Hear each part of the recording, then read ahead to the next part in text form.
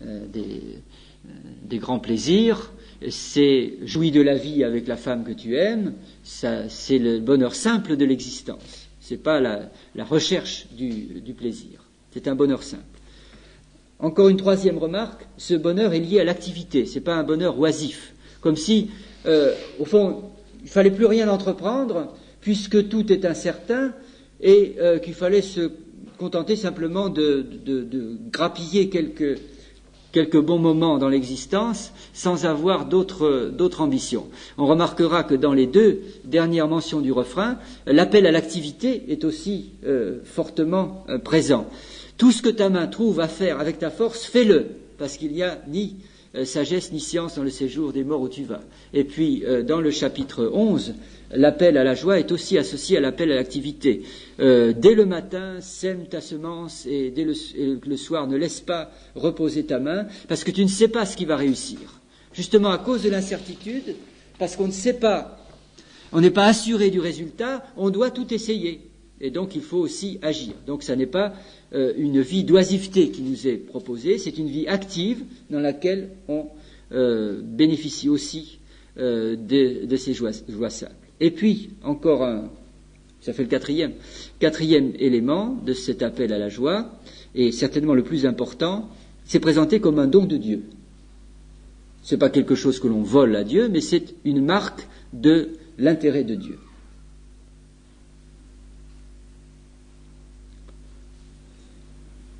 C'est là un don de Dieu. On pourrait relever à chaque mention du refrain, pratiquement à chaque mention du refrain, Dieu est mentionné. Donc on le reçoit avec reconnaissance comme un don de Dieu. Et ainsi, lorsque ce refrain est relié à l'ensemble des réflexions de l'Ecclésiaste et à la manière dont l'Ecclésiaste parle de Dieu, on pourra dire que dans une existence qui est marquée par l'échec de beaucoup d'entreprises, par la difficulté à percevoir le sens de la vie humaine, dans cette existence, les joies simples de l'existence sont un petit signe donné par Dieu auquel il faut rester attentif,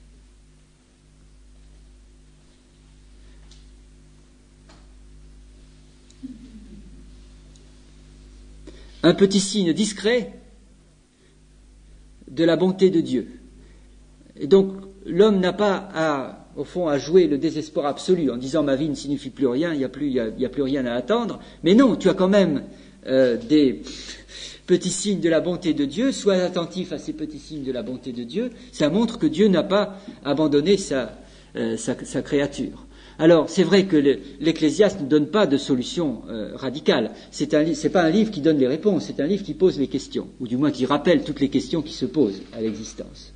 On ne peut pas, évidemment que le livre de l'Ecclésiaste est un livre dérangeant. Je n'ai pas eu l'occasion de beaucoup remuer le livre de l'Ecclésiaste, mais c'est un livre qui dérange. Mais si on mettait le livre de l'Ecclésiaste de côté, si on n'avait pas le livre de l'Ecclésiaste dans la Bible, on ne serait pas avancé pour autant, parce que les questions que nous rappelle l'Ecclésiaste sont des questions que nous pose l'existence elle-même. Et pour ma part, je trouve très réconfortant pour ma propre foi de savoir que ces questions que me renvoie l'existence, je les trouve dans la Bible elle-même. Et que donc ce monde, avec ses énigmes, c'est bien le monde que Dieu gère et dirige. Et je peux faire confiance à cette parole divine qui n'est pas une parole qui me dit, évidemment, il y avait déjà le livre de Job, il y avait déjà les psaumes, dis que tout va bien et ne te pose pas trop de questions. C'est un livre qui prend au sérieux l'existence humaine dans ce qu'elle a de tragique. Mais bien sûr, il ne faut pas s'arrêter uniquement au livre de l'Ecclésiaste, parce qu'à ce moment-là, on serait bien avancé si toute notre Bible se résumait au livre de l'Ecclésiaste. C'est un des éléments de la révélation qui a son rôle à jouer, mais qui joue son rôle dans l'ensemble. pour nous rappeler toutes les questions que nous pose l'existence, pour nous éviter, parce que même dans la foi, on peut utiliser la foi comme une sorte de dérivatif de l'existence ou des malheurs de l'existence, et d'une manière qui n'est pas exempte de vanité, comme le souligne l'Ecclésiaste. La vanité, il y a de la vanité dans le travail, il y a de la vanité dans la sagesse, et même il y a aussi de la vanité dans l'expression de la foi. Tout peut être atteint par cette vanité. C'est une leçon de réalisme et de lucidité qui nous est donnée, mais qui ne doit pas nous détourner de l'attitude fondamentale qui a été posée clairement dans le livre des Proverbes et qui est rappelée d'ailleurs à la fin du livre de l'Ecclésiaste. Écoutons la fin du discours, crains Dieu et observe ses commandements, parce que c'est là le tout de tout homme, ce que doit tout homme. Et donc, c'est intéressant de voir comment l'Ecclésiaste parle de la crainte du Seigneur par rapport au livre des Proverbes. Le livre des Proverbes qu'il a posé comme principe de base au départ. Le livre de l'Ecclésiaste qui nous entraîne dans une réflexion assez inquiétante sur les aspects incompréhensibles ou décevants de notre existence et qui, à la fin de tout, nous rappelle qu'il faut craindre le Seigneur. Et c'est au fond sur les ruines de la sagesse et de certaines formes de piété et des efforts de l'homme qu'on retrouve ce qui doit être posé comme fondement, c'est-à-dire la crainte du Seigneur.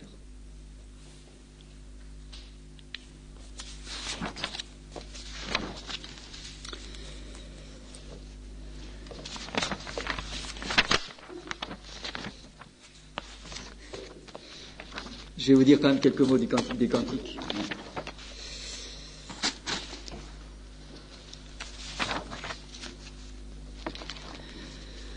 Alors je laisse de côté le rapport avec Salomon, le titre, et j'en viens à dire quelques mots sur l'histoire de l'interprétation.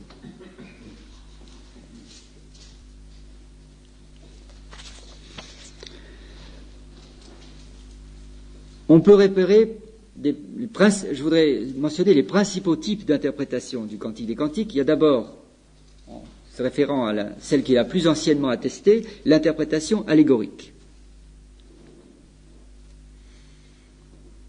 Elle était attestée déjà au 1er siècle après Jésus-Christ.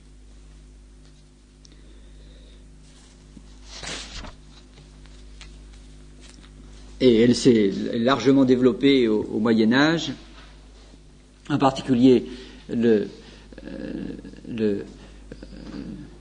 l'auteur médiéval Bernard de Clairvaux, moine, qui a écrit 86 sermons sur le Cantique des Cantiques.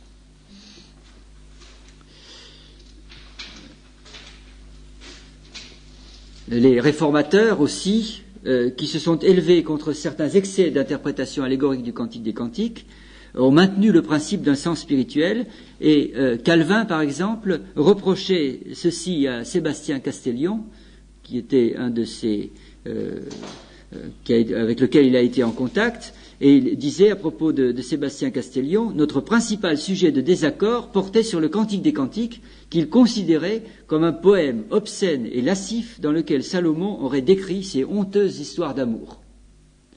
Donc, vous voyez, Sébastien Castellion faisait une interprétation littérale du Cantique des Cantiques, c'est-à-dire le Cantique des Cantiques parle d'amour humain,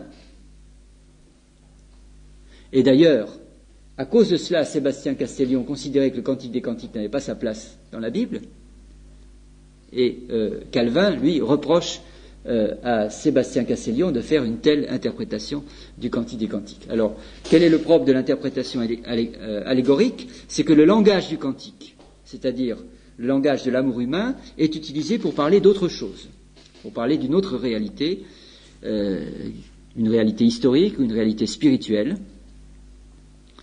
Et là, les suggestions sont nombreuses. La tendance dominante est de voir dans les deux personnages du Cantique Dieu et son peuple. C'est une interprétation type juif, ou qui peut être élargie au christianisme, mais dans l'interprétation chrétienne, on dira que c'est Christ et l'Église. Il y a eu d'autres propositions d'interprétation allégorique, ce serait le roi et son peuple, ou alors Salomon et la sagesse, Au Moyen-Âge, on établit des correspondances entre la bien-aimée et la Vierge Marie. Et puis il y a eu des tendances plus philosophiques, par exemple l'union de l'intellect actif et de l'intellect matériel réceptif. Là, ce sont des curiosités de l'interprétation.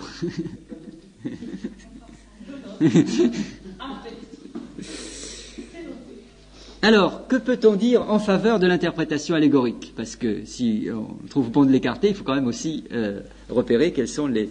faire le point sur la question. Qu'est-ce qui pourrait être en faveur de l'interprétation allégorique? Eh bien, d'abord, son ancienneté. C'est l'interprétation la plus anciennement attestée. Ensuite, on pourrait citer aussi le titre Cantique des Cantiques. Pourquoi un cantique qui parle de l'amour est appelé le super cantique, le plus grand cantique? Est-ce que le plus beau cantique ne serait pas quand même un cantique qui parle de Dieu et de l'amour de Dieu? Donc, le titre pourrait être un élément qui justifierait cette interprétation allégorique. Autre élément, l'utilisation fréquente, autre argument, l'utilisation fréquente par les prophètes et aussi par le Nouveau Testament de l'image conjugale pour parler des relations entre Dieu et son peuple. Donc on aurait dans le reste de la Bible une clé pour l'interprétation du Cantique des Cantiques, même si le cantique lui-même ne donne pas de clé.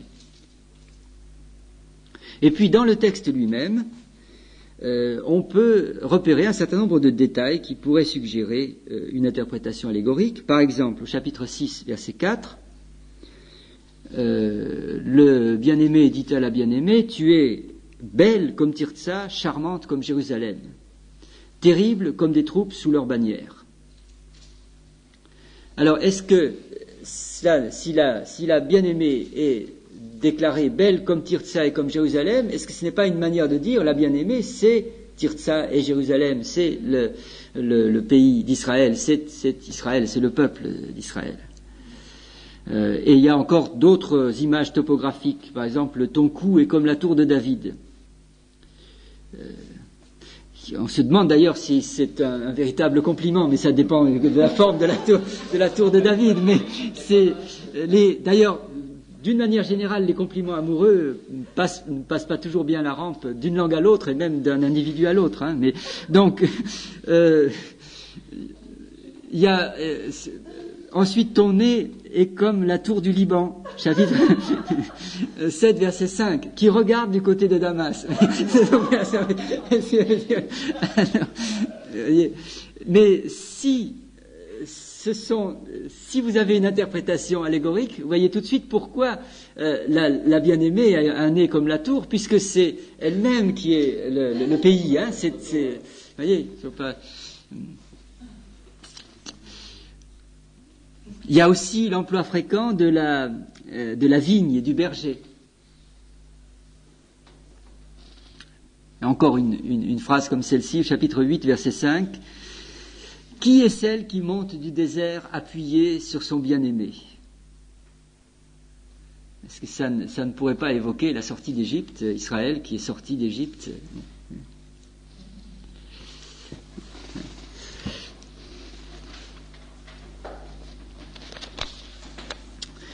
Donc voilà un certain nombre d'arguments qui peuvent soutenir une interprétation allégorique. Mais certains éléments du texte résistent sérieusement à l'interprétation allégorique.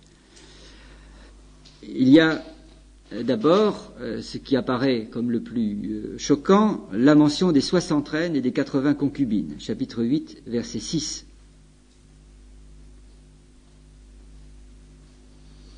Alors, on a bien sûr, les interprètes ont trouvé des réponses, mais alors qui sont les 60 reines et les 80 concubines? Ce qui apparaît fort scabreux dans cette interprétation allégorique, c'est que Dieu apparaît comme une sorte de polygame. Il y a 60 reines et 80 concubines, une seule est ma colombe, ma parfaite. On a dit ce sont les sectes, les concubines, mais il y a une seule église. Mais vous voyez, c'est. Ensuite, s'il s'agit d'amour spirituel, donc si le sens, l'intention du cantique est uniquement spirituelle, pourquoi l'auteur s'engage-t-il dans des descriptions qui suggèrent quand même de manière assez forte l'attrait physique, beaucoup plus l'attrait physique que l'attrait spirituel? Pourquoi cette insistance à décrire le corps?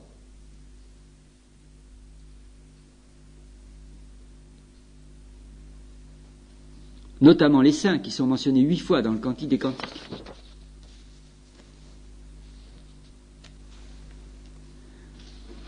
Pourquoi une invitation comme mangez amis, buvez, enivrez-vous de tendresse, chapitre 5, verset 1.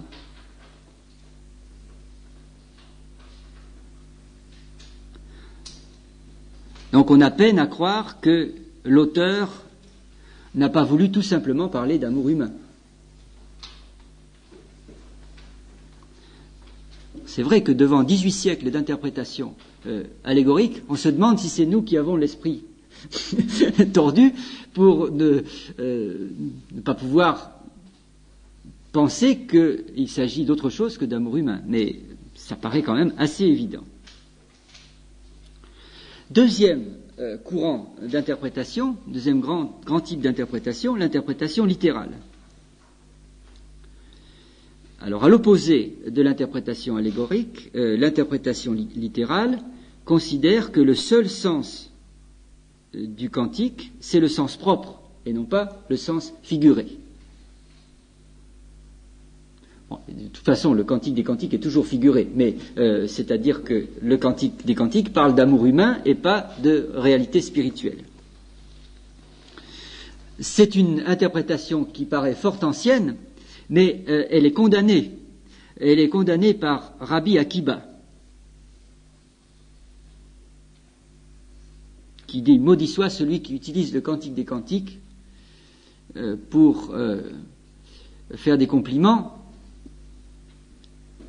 Et d'ailleurs, il y a une tradition juive qui limite l'accès au Cantique des Cantiques à l'âge de 30 ans, qu'on n'a pas le droit de le lire avant 30 ans, parce que sinon on risque de mal le comprendre. Il faut déjà être bien sage pour pouvoir en donner une interprétation spirituelle, et sinon on risque de le prendre au sens littéral.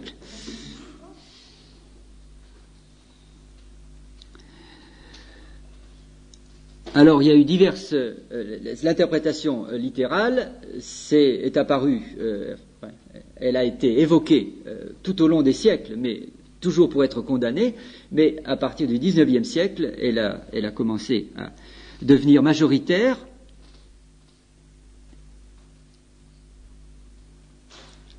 Et il y a en particulier une interprétation qui a été soutenue par Daniel Liss, qui était professeur d'Ancien Testament à Montpellier, qui considérait que le sens théologique du Cantique des Cantiques, c'était de s'opposer au paganisme dans lequel la sexualité est une réalité divine, pour souligner que la sexualité était une réalité humaine. Donc le sens littéral du Cantique des Cantiques, c'est que l'amour, c'est un homme et une femme, et ce ne sont pas des dieux et des déesses. Donc le sens littéral du Cantique des Cantiques, le sens humain du Cantique des Cantiques serait profondément théologique, parce qu'il nous dirait, contrairement aux mythologies des voisins d'Israël, où l'on parle d'amour entre dieux et déesses, dans le cadre de la révélation biblique, l'amour, ça n'est pas une affaire de Dieu et de déesse, mais c'est une affaire d'hommes et de femmes. C'est une réalité humaine, et c'est en correspondance avec le récit de la création. Il dit que Dieu a créé l'être humain, homme et femme, et donc l'amour est une réalité de l'ordre de la création, et de l'ordre de l'humain. Ce qui peut apparaître contestable dans la thèse de Daniel Liss, c'est qu'il voit une sorte de polémique contre le paganisme, alors qu'on ne peut guère repérer dans le Cantique des Cantiques de polémique. C'est beaucoup plus soft que cela. Troisième ligne principale d'interprétation du Cantique des Cantiques, l'interprétation typologique. la reconnaissance de plus en plus large du sens littéral et la volonté de maintenir un sens spirituel au Cantique des Cantiques a donné naissance à ce troisième type d'interprétation qui a la préférence de la plupart des auteurs évangéliques. Alors, contrairement à l'interprétation allégorique pour laquelle le texte n'a qu'un sens, le sens spirituel, l'interprétation typologique considère que le sens littéral, le sens de l'amour humain, est bien l'un des sens, correspond bien à l'intention du Cantique des Cantiques, mais qu'il y a aussi un sens spirituel.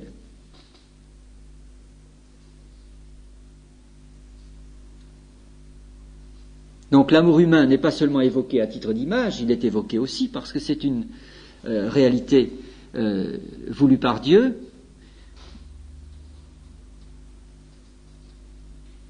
Donc l'interprétation typologique s'appuie sur une interprétation littérale.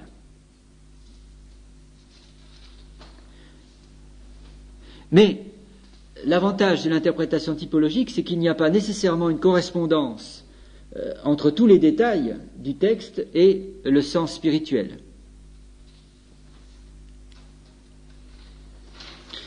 L'absence de correspondance souligne simplement la différence. Si Salomon a 60 reines et 80 concubines, c'est tout simplement que Salomon n'est ni Dieu ni le Christ.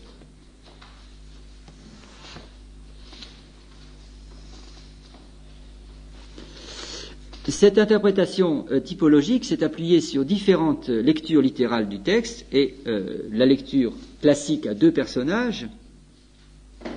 Par exemple, Salomon et la princesse égyptienne qu'il a épousée au début de son règne, ou Salomon et la Sunamite. Donc, Sunamite, on établit le rapprochement entre Sunamite et Sulamite, parce que dans le Cantique des Cantiques, le personnage féminin est appelé plusieurs fois Sulamite, qui fait d'ailleurs une correspondance entre Sholomo et Shulamite. C'est une sorte de féminin de Salomon. Dans les vieux jours, David a eu une garde malade un peu spéciale qui couchait dans son lit et mais il était impuissant. Donc on nous dit qu'elle est restée vierge, mais elle a dû le rester ensuite jusqu'à la fin de ses jours. Et donc cette personne était Sunamite. Et donc il y aurait eu une histoire d'amour entre Salomon et cette jeune fille. Et puis Delitzsch, un grand commentateur du XIXe siècle, a pensé qu'il y avait derrière le Cantique des Cantiques une histoire d'amour entre Salomon et une jeune paysanne, parce qu'il est question de berger, il est question de campagne, il est question de la maison de ma mère, et que Salomon aurait rencontré cette jeune paysanne qui l'aurait séduit, et que Salomon aurait été attiré loin des fastes de la cour de Jérusalem vers la campagne par cette jeune paysanne humble, et voilà, donc il y aurait cette belle histoire d'amour là derrière. Et il y a aussi la lecture dramatique à trois personnages, sur laquelle j'avais posé une question, Salomon, le berger et la Sulamite. Donc il y a deux personnages masculins, il y en a un bon et il y en a un méchant, et c'est une interprétation qui a été esquissée par un commentateur du XVIIe siècle. Elle a été reprise par d'autres auteurs, par Godet, elle est aussi reprise par Alfred Kuhn dans le 66 livres en un. Le Cantique des Cantiques, c'est l'histoire d'une séduction manquée. Salomon cherche à séduire une jeune paysanne qui est fiancée à un berger, mais celle-ci résiste aux avances du roi et reste fidèle à son berger. Alors l'histoire véhicule un enseignement moral et spirituel, puisque selon la typologie, la jeune fille c'est Israël ou l'Église et le berger c'est Dieu, et puis Salomon joue le mauvais rôle de Satan. Et dans ce cas, évidemment, les mauvais traits de Salomon, les 60 reines et les 80 concubines, deviennent un atout de l'interprétation, puisqu'il a de toute façon le mauvais rôle, Salomon. Et si Salomon est l'auteur, alors on peut reconnaître qu'il est très sportif, mais donc il reconnaît honnêtement qu'il a mal agi et qu'il a vaincu et que l'amour est plus fort que la mort, comme le dit la fin du poème. Le problème donc ça peut correspondre, certains détails peuvent correspondre à une telle lecture. Par exemple, la fin qui évoque la résistance à la séduction. Il y a, en particulier au chapitre 8, versets 8 à 10, le développement sur la petite sœur. Nous avons une petite sœur. Que ferons-nous pour elle lorsqu'on la recherchera? Alors, si elle est un mur, nous lui ferons des créneaux, et si elle est une porte, nous la barrerons nous la clouerons avec. Donc, il faut protéger.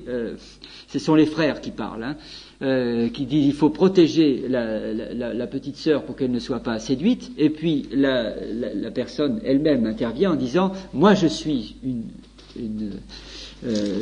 muraille et mes seins sont comme des tours. C'est pourquoi j'ai été trouvée comme celle qui trouve la paix. Donc on a l'affirmation d'une pureté ou d'une féminité ferme et qui résiste à la séduction. Seulement le problème, et il y a aussi l'amour est fort comme la mort, si quelqu'un offrait tous ses biens en échange de l'amour, on n'obtiendrait que le mépris. Donc, c'est encore des formes de conclusion qui pourraient se rattacher à une histoire comme celle-là.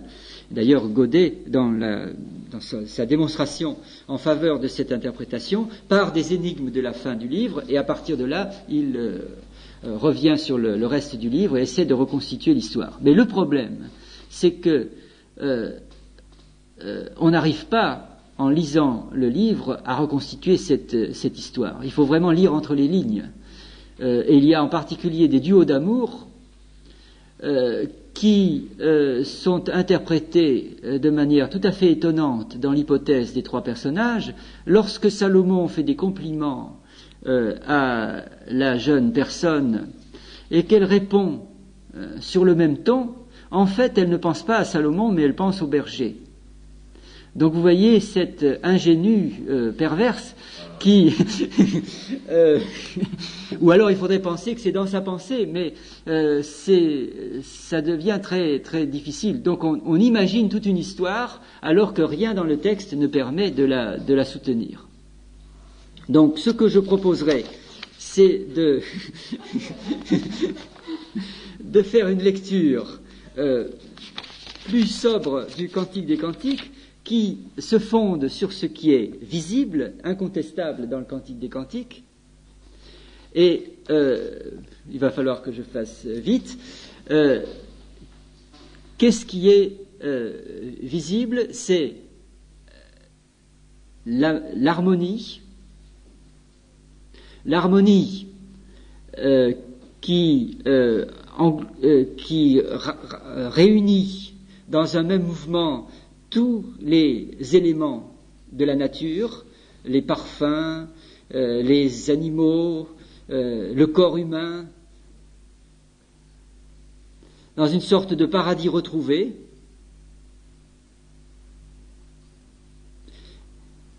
Et ce mouvement qui porte, parce que ce paradis retrouvé, c'est celui de l'amour, c'est ce mouvement qui porte l'être l'un vers l'autre dans l'amour.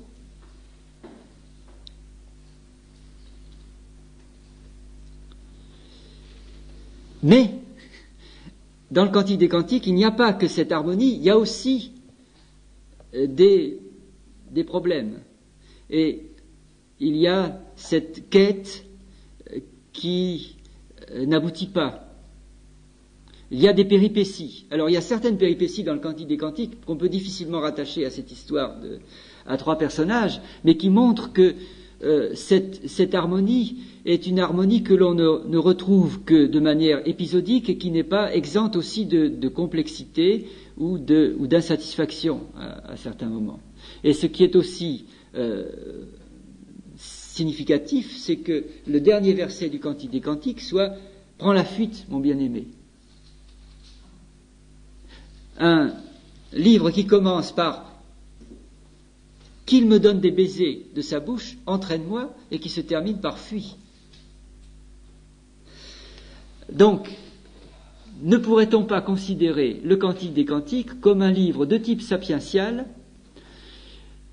qui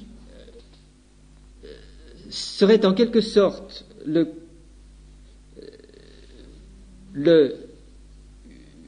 dans une sorte de parallélisme antithétique avec le livre de l'Ecclésiaste. Le livre de l'Ecclésiaste, les énigmes sombres de l'existence, avec malgré tout le signe de la bonté de Dieu dans les petits plaisirs. Et puis le Cantique des Cantiques, l'énigme lumineuse de l'existence, l'énigme de l'amour. Comment se fait-il que dans un monde qui est tellement gâché par la faute humaine, où il y a tant de laideur et aussi tant d'énigmes, tant de souffrances, de malheurs, de déceptions, il y a cette chose si belle que l'amour, cette chose qui fait en quelque sorte retrouver le paradis.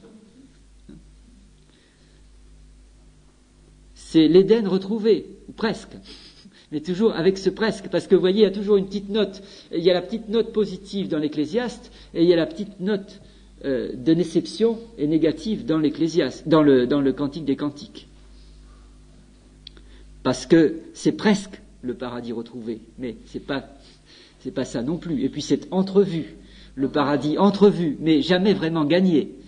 Donc c'est une énigme pour l'être humain que cette beauté de l'amour dans la réalité humaine, c'est une énigme qui doit renvoyer à Dieu. Et alors le Cantique des Cantiques ne donne pas la clé de l'énigme, mais il nous renvoie à cette énigme lumineuse et attirante de l'amour humain, qui se rattache bien sûr à la beauté de la création. C'est parce que l'être humain est créature de Dieu qu'il y a en nous cette attirance qui crée cette harmonie, et que quand on aime, on a l'impression que tout va bien et que tout est... Vous voyez, bien. Quand on aime et que ça marche bien aussi.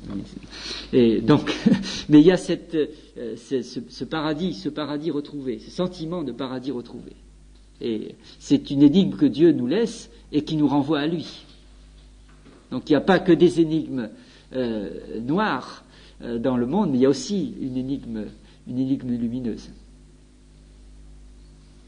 Oui. Le côté de paradis retrouvé, il y a quelque chose qui me chiffonne un peu, parce qu'on Oui. sait que quand on sera au paradis, il n'y aura plus d'amour, puisqu'on sera ni homme ni femme. Oui, oui. C'est ce côté-là qui est un peu scabreux, je dirais. Oui. Alors, est-ce que l'auteur avait ça en tête, savait qu'on ne sera plus ni homme ni femme, mais qu'on sera des êtres célestes, quoi. Oui, alors je le comprendrai d'abord par rapport au paradis d'avant, plutôt que par rapport au paradis à venir. Il y a une sorte de jardin d'Éden, hein, et dans le jardin d'Éden, il y a aussi l'amour qui est voulu par Dieu. Donc c'est l'harmonie perdue, mais pas totalement perdue, dont il est resté quelque chose dans l'amour humain. Et puis alors, si on évoque le paradis à venir, il faudra dire aussi que il y a une sublimation dans la réalité à venir, où Jésus dit qu'ils ne prendront pas de mari ou de femme, mais ils seront tous comme les anges de Dieu. Mais c'est pas dire que l'amour soit perdu. Mais alors comment le représenter? Bien sûr, là ça dépasse l'entendement, et peut-être qu'il ne faut pas trop entrer dans les détails à ce moment-là, parce qu'on ne le sait pas. Et sans Oui. l'aspect, je pense que sans l'aspect de l'amour tel que c'est marqué dans le Cantique des Cantiques, qui est finalement le reflet de l'amour humain, la vie sera insupportable. Je crois qu'il y a aussi de ce côté-là un accent qui fait que ça rend à la fois un peu fou et un peu dans l'euphorie, mais dans la grâce de la création de Dieu, humainement parlant. Oui. Alors il faut que je vous donne le sujet du devoir B.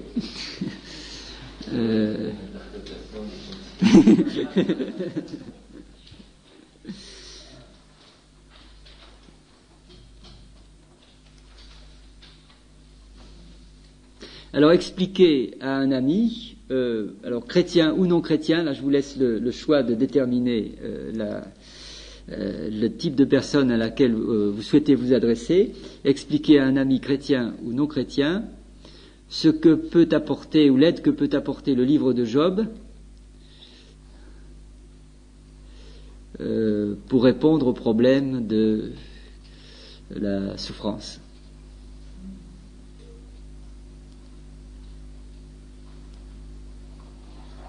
Donc c'est un essai d'appropriation personnelle de l'interprétation du livre de Job. Ne faites pas toute l'interprétation du livre de Job, parce qu'il s'agit d'apporter ce qui vous paraît utile de dire.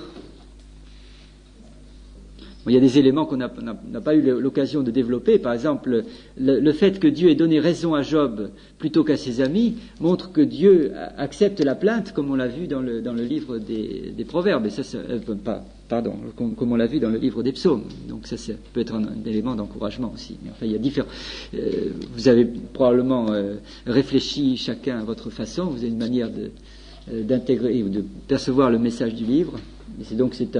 Alors ne dépassez pas certaines limites. Je ne sais pas s'il y a parce qu'évidemment sur un sujet comme celui-là, vous pouvez écrire toute une épître. Et comme j'ai vu que vous avez souvent répondu de manière assez détaillée à des questions que je considérais comme très succinctes, il faudrait. Est-ce qu'il y a de la part de Forme Après une limite qui est posée? Une limite en temps de rédaction, une oui. heure de rédaction. On l'a déjà fait. Ah, 1 heure de rédaction pour le devoir B? Mais ah oui, si c'est 1 heure de rédaction, oui, alors là c'est évident. Oui, alors donc si on considère que c'est 1 heure de rédaction, alors ça ne devrait pas dépasser 3 pages. Voilà. Ça ne doit pas dépasser 3 pages.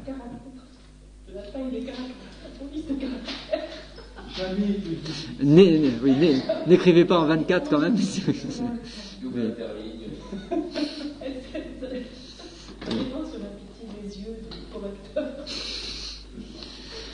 Non, mais pas en dessous 11 à peu près. Le 10 c'est déjà trop petit. Enfin, ça dépend de quelle police vous utilisez. Si le Times, il ne faudrait pas descendre en dessous du 11. Voilà, donc nous sommes arrivés au terme de ce stage. Je précise donc que j'attends vos travaux de devoir faits pour la fin du mois. Vous le savez, nous sommes le 12, il y aura 31 jours dans ce mois. Donc je compte sur vous pour recevoir ce devoir B. Je vous donne rendez-vous les 15 et 16 mars avec Alfred Q. Retour de Jésus-Christ et au-delà. Pas au-delà de son retour. L'au-delà.